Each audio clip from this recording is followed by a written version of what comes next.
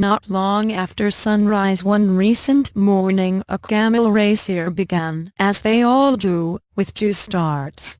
First, there was the expected opening. About a dozen camels pressed their noses against a dangling metal barrier, and when a man in a sparkling white robe gave the signal, the gate lifted and the herd surged forward, necks bobbing and humps hopping as spindly legs galloped off into the fog. A beat later came the second wave.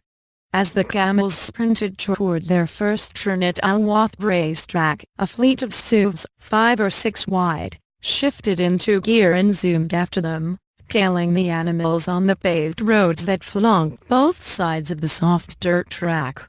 To the uninitiated, it looked like a presidential motorcade locked in a low-speed chase with a pack of Bedouins.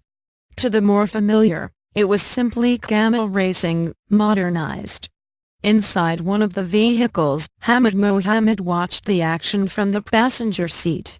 Mohammed, who works for an Emirati sheik and trains numerous camels, was tracking his entry, Miyan, while a friend navigated through the glut of semidistracted drivers circling the 3.7-mile track. Miyan broke from the starting line and quickly pulled away from the typical jumbling. She settled on an inside position and churned along, flanks heaving beneath green silks.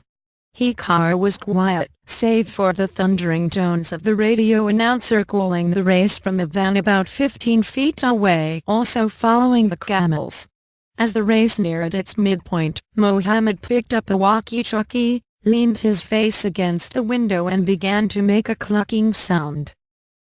It was not a word, not in Arabic or any other language, but more of a murmur, a throaty noise like one might use to coax a hesitant dog.